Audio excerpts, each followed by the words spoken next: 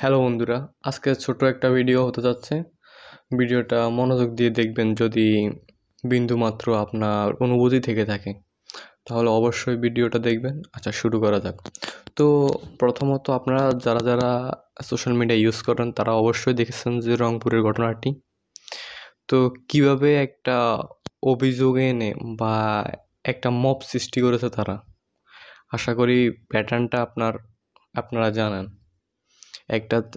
আচ্ছা, যারা জানেন তারা তো ভালোই, আর যারা জানেন না তাদের জন্য আমি সুন্দরভাবে বলতেছি। একটা ছেলে নাকি নবীজিকে নিয়ে কটূক্তি করেছে এবং তার সেই কটূক্তিকে ঘিরেই তারা এখন মব সৃষ্টি করেছে, তার বাড়িঘর হামলা করেছে।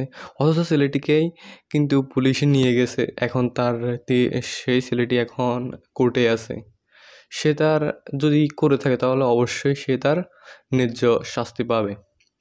কিন্তু এইভাবে বাড়িঘর হামলা, পুরো গ্রামটাকেই হিন্দু পুরো গ্রামটাকেই হিন্দু ছাড়া করে দেওয়া, এটা কি যৌক্তিক মনে হতে পারে আপনার কাছে? আমার কাছে তো কোনোভাবে এটা যৌক্তিক মনে হয় না। কারণ এখনও প্রমাণিত হয়নি যে ছেলেটাকে ভুল করেছে নাকি না করেছে। যদি আমি মনে করলাম যে ছেলেটি ভুল করেছে, এর জন্য আপনি একটি ভুলের কারণে পুরো গোষ্ঠীকে এভাবে করবেন? তাছাড়া এখন আবার কিছু পিকচার সামনে চলে এসেছে যে গ্রামের সব হিন্দুরা নাকি বিটে মানে জায়গা জমি সব কিছু ছেড়ে চলে যাচ্ছে একবারে। মানে একটা গোষ্ঠী কতটুকু ভয়ভীতি পেলে এভাবে চলে যেতে পারে?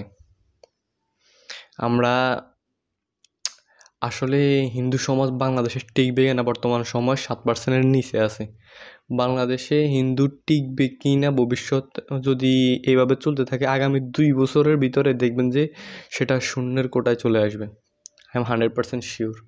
এখন এটাকে কীভাবে নির্মূল করা যাবে? নির্মূল করা যাবে না সত্যি বলতে, যদি মানুষের মাইন্ডসেট না ঠিক থাকে তাহলে এটা কোনোভাবে নির্মূল করা যাবে না। এখন বাংলাদেশের প্রতিটা মানুষের মনে মনে একটা জিনিসই গেঁথে দেওয়া হয়েছে, হিন্দু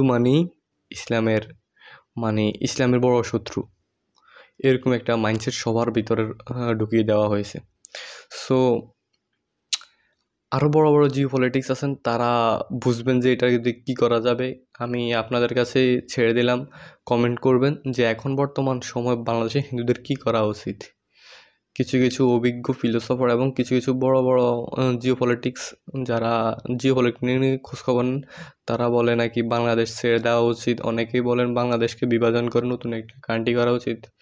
তো আমি অত কিছু বুঝি না। যদি সুন্দর একটা ভিডিও দরকার হয় বা ভিডিও আপনারা চান আমার কাছ থেকে, তাহলে সুন্দর করে ডকুমেন্টারি স্টাইলে একটা ভিডিও বানিয়ে দিব।